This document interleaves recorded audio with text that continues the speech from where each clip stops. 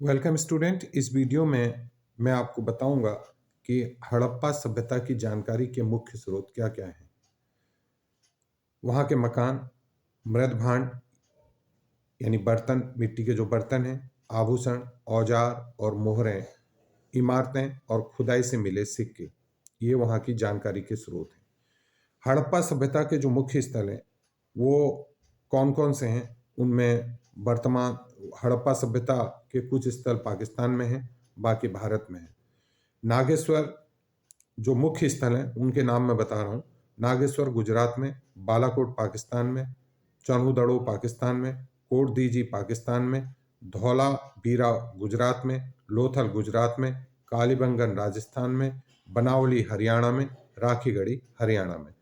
हड़प्पा सभ्यता में नगर नियोजन तथा वास्तुकला के संबंध में अगर हम जानकारी लें तो वहाँ पर नगर योजना बनती थी, भवन निर्माण होता था, सार्वजनिक भवन बनते थे, विशाल स्नानाघर बनते थे और अन्न भंडार तथा जल निकासी प्रणाली का विशेष ध्यान रखा जाता था।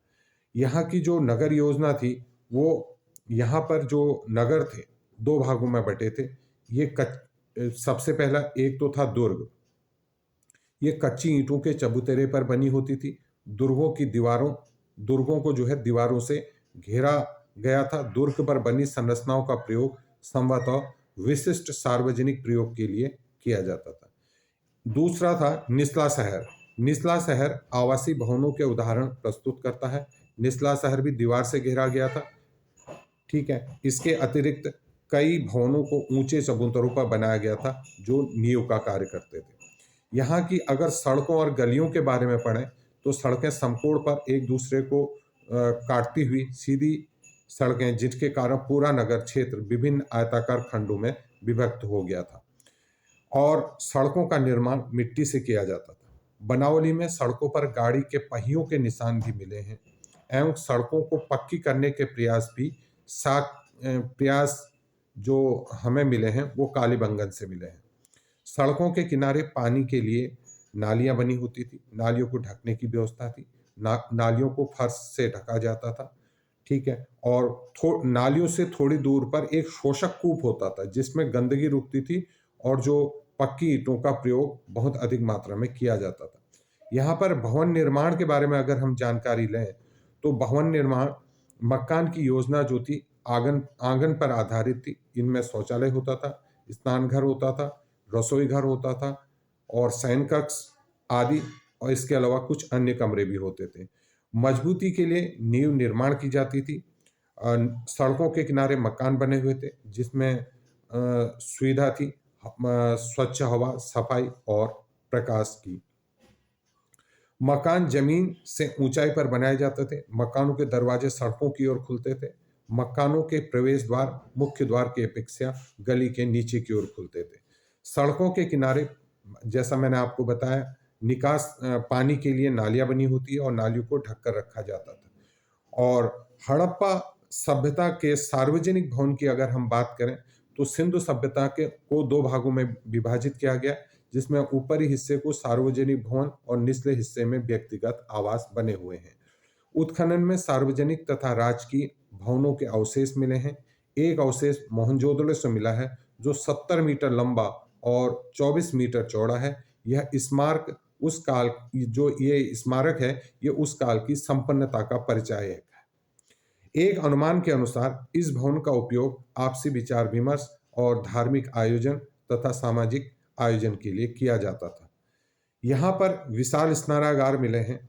स्नानागार जलाशय किले में स्थित था। स्नानागार का जो जलाशय था वो किले में स्थित होता था और गहरा होता था। इसमें लगभग इसकी गहराई 2.43 मीटर होती थी और इसके तल पर सीढ़ियां बनी हुई थी। पर यह सीढ़ियां पक्की ईंटों से बनाई जाती थी। स्नान कुंड के चारों ओर कमरे बने हुए थे और बरामदे भी बनाए गए थे। स्नान कुंड के कमरे के समीप एक कुआं बना होता था जिससे पानी कुंड में आता था और कुंड के गंदे पानी को निकास के द्वारा निकाल दिया जाता था। स्नानागार की दीवारों के निर्माण में सीलन से बचने के लिए डावर या तारकोल का प्रयोग किया जाता था। पूरे स्नानगार में 6 प्रवेश द्वार होते थे। स्नानागार में गर्म पानी की व्यवस्था भी होती थी।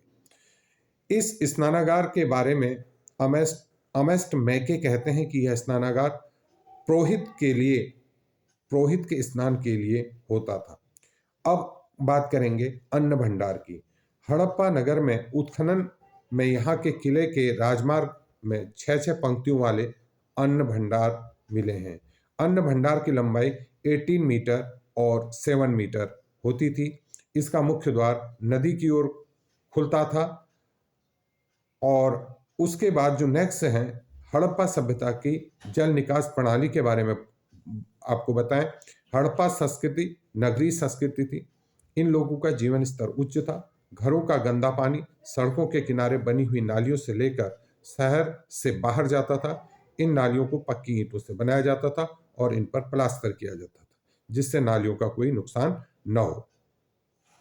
उसके बाद यहाँ पर जो मुख्य बातें हैं, एक तो है इसमें यहाँ जो अलंकृत ईंटों से निर्मित फर्श का निर्माण होता था, जो कालीबंगा में मिला। ईंटों पर बिल्ली का पीछा करते हुए कुत्ते के पंजे के निशान भी मिले हैं। यह चंदुहड़ो सभ्यता से मिला है। अब बात करेंगे हड़प्पा सभ्यता के सामाजिक जीवन के बारे में। यहाँ का सामाजिक संगठन, भोजन, वस्त्र, आभूषण व सौंदर्य प्रदर्शन, मनोरंजन, प्रौद्योगिकी, मृतक कर्म, चिकित्सा विज्ञान।